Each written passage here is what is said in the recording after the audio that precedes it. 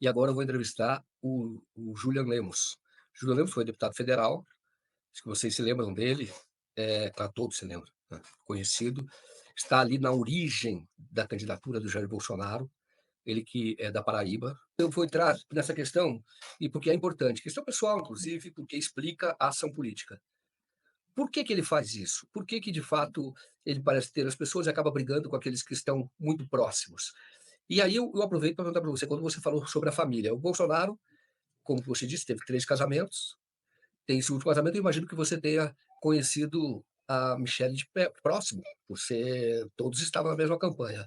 Como é que é a relação do Bolsonaro com a Michelle e colocando justamente neste, cenário maior que é o da briga com que ele faz com pessoas próximas? Seria ciúmes? O que que Olha, acontece? olha só, Joaquim. Eu vou te falar, quando eu conheci Jair, a única pessoa que eu vi mais próximo dele, vez em quando, era o Eduardo. Quando eu fui entrando, ali sendo mais próximo dele, eu via que Eduardo, embora fosse já um cara, já com quase 30 anos, era 30 e poucos anos, tal, mas era muito verde. E ele sofre, ele tem muita vaidade. Você vê que quando foi eleito deputado, aí uma hora queria ser das relações exteriores, não, depois das relações exteriores, agora eu quero ser embaixador dos Estados Unidos, não, depois eu quero ser líder. Ele sempre quer estar ali em evidência, porque ele tem essa necessidade, né?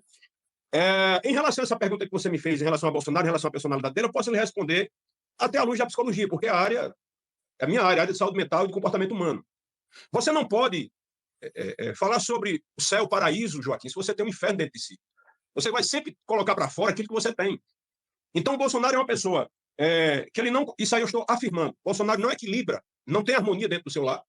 O que você vê hoje é exatamente um teatro, porque se faz necessário, na posição que todos estão, para se criar o arquétipo de um casal feliz. Aquela cena do hospital ali, naquela massagem que o Michel deu no pé dele, cara, quem conhece de perto, fica realmente assim com o estômago embrulhado. Porque quando eu conheci Jair, olha, o Carlos não se dava muito bem com ele, porque já vinha de rixa do antigo relacionamento ali, da mãe dele, foi para Michel, enfim. Ele não se dava muito bem com o Flávio, inclusive quando o Flávio foi candidato a prefeito no Rio de Janeiro, você lembra? Aquilo ali, meu amigo, era briga, era guerra. Eu vi discussões pesadas. Depois apareceu o Renan, que o Renan nem no Brasil morava. Carlos não quis nem saber dele, Eduardo ainda olhou de banda, Flávio, que é o mais político, e é o cara mais, sabe, mais jeitoso, é o político padrão Rio de Janeiro, amigo. Ali é artista. Então, era o que circulava mais e queria fazer o dele. Mas Bolsonaro não sabia lidar com essas crises internas dentro. Então, todo esse perfil dele, esse interior colapsado, confuso, inquieto, ele jogou para fora. E aqueles filhos dele ali são a extensão exatamente dessas neuroses que ele tem, dessa falta de harmonia. E a prova é que, se você reparar, me diga quem é amigo antigo de Bolsonaro que está com ele hoje. Por quê? Santos Cruz, amigo de 40 anos, não ficou. Bebiano, uma das pessoas mais. Olha, cara, uma das pessoas mais decentes, mais calmas, mais generosas, mais respeitosas que eu conheci na vida foi Gustavo Bebiano. Não aguentou. Não tinha ninguém, absolutamente ninguém. Quando você vê, aí você vai comprovar o que eu estou dizendo. Aquelas gravações das reuniões de governo, com os ministros, aquela coisa toda. Rapaz, aquilo não é uma reunião. Aquilo ali é um hospício. Aquilo ali não tem liturgia nenhuma. Era um palavrão por minuto.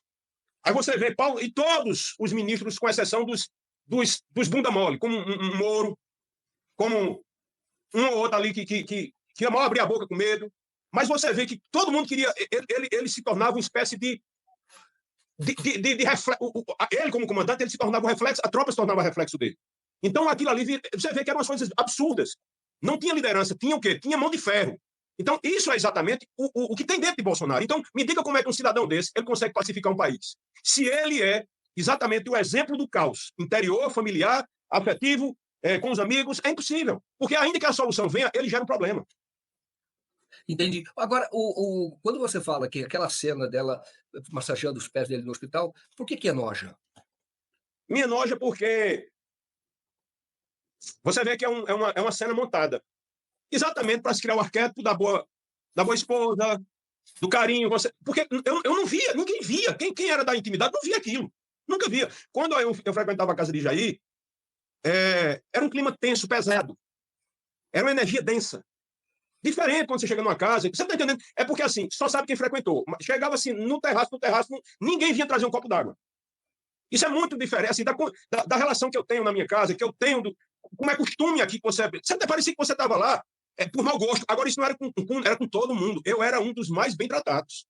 Magno Malta, por exemplo, certa vez foi lá, e Magno Malta, se você estiver me vendo aqui agora, você sabe do respeito que eu lhe tenho, você sabe do carinho que eu lhe tenho, você sabe o que você fez por mim aqui na Paraíba, na época da campanha, mas você sabe que você foi extremamente maltratado na casa de Jair Bolsonaro, inclusive praticamente expulso de lá por Carlos Bolsonaro, e você estava com sua filha.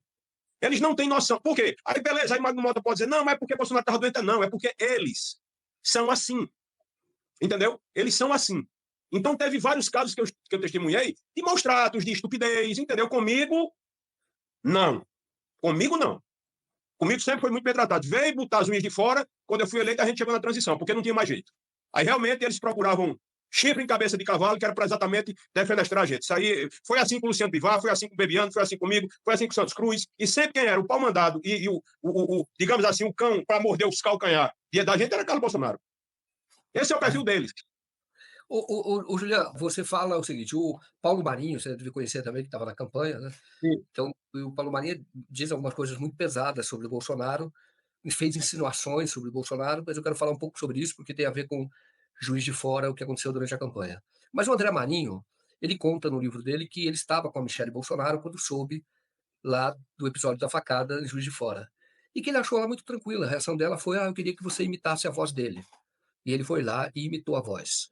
Ele ficou surpreso, porque se for o que aconteceu ali era de extrema gravidade, a pessoa sair dali correndo e ir imediatamente para Juiz de Fora. Ele pediu, você imita a voz dele para eu ficar ouvindo.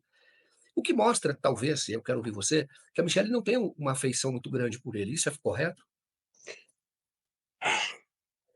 Joaquim, é muito complicado, porque a gente, como pessoas públicas, cara, a gente falar de certas coisas que a gente testemunhou, eu costumava até dizer isso. Eu vou resumir desse jeito, porque isso aqui não tem problema nenhum, é minha percepção. Aquilo é uma farsa. Aquilo é uma farsa. Aquilo é uma farsa. Por exemplo, Bolsonaro foi eleito presidente da República. Prestem atenção. Na primeira oportunidade dele tirar férias naquela ilha, você lembra? Ele foi só. Ele foi só. Eu já comentei algumas coisas sobre isso, que eu não quero mais tocar no assunto, até por pedido da minha própria esposa e de várias pessoas. Mas, cara, é intragável como esse teatro é montado. Isso é o que me gera um embrulho no estômago. Eu vou te dar um exemplo aqui. É um povo tão esquisito que quando o Bolsonaro recebeu a facada, e eu fui no hospital, cheguei na segunda-feira logo cedo, e eu fui falar com ele, eu achei que ia entrar dentro do quarto e ver ali, de certo modo, uma certa comoção, um certo cuidado. Que foi me receber lá embaixo do hospital e dizendo já, o Carlos está aí, está meio assim. Eu digo, foda-se, cara, foda-se. Eu puxei a carroça até agora, eu não vou falar com ele? Vou, claro que vou. Subi, ele com a cara parecendo um javali pro meu lado, foda-se também, nunca dei moral a ele. A raiva dele é porque todo mundo, ele era o temidozinho de todo mundo. Ele era o pitbullzinho, cor-de-rosa de todo mundo. Eu nunca dei moral a isso, tá? Porque nunca dei bola para isso. Aí lá, é Carluxo para cá, é o pitbull para cá, não é Lesse. Só manda recado por rede social. Na minha concepção, homem age de outro jeito, mas pulando aqui para o hospital. Quando eu entro na sala lá, que ele está na sala, é uma sala especial, porque tem uma antessala com vidro que dá para a maca, onde já está, para a cama. Michele está do lado, aí eu vou com aquela espontaneidade que aí eu não sabia, foi onde eu me lasquei. Opa, capitão, já ia aí, meu irmão, tá tudo em hora e tal, e ele brincando assim, mas meio constrangido, como quem diz, cara, essa brincadeira não vai poder mais ser possível, porque Carlos já estava ficando perto. Eu vi a cara de Carlos se transformar por causa dessa brincadeira íntima, mas Bolsonaro olhou para mim, parecia que não tinha levado uma facada, meu amigo. Olhou para mim, para Bebiano, e disse, deixa eu dizer uma coisa, não precisa fazer mais nada, ganhamos a eleição. Cara, uma coisa assim que ele... Oxe! O que é que aconteceu? Vez por outra, Joaquim, aconteceu um fato uma vez que você vai ver que tem a ver com isso que eu vou falar.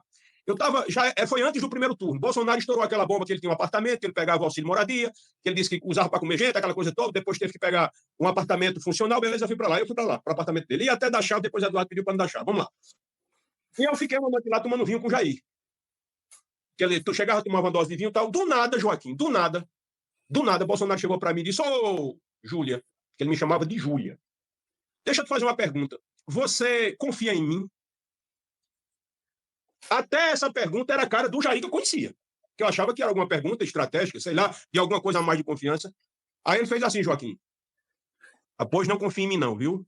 Confie só no seu pai. Bicho, eu me arrepiei todinho, porque é como o rosto dele tivesse aberto assim, fechado. É energia ruim, cara. No hospital foi do mesmo jeito. Eu cheguei lá e tal, de repente ele fez, ei.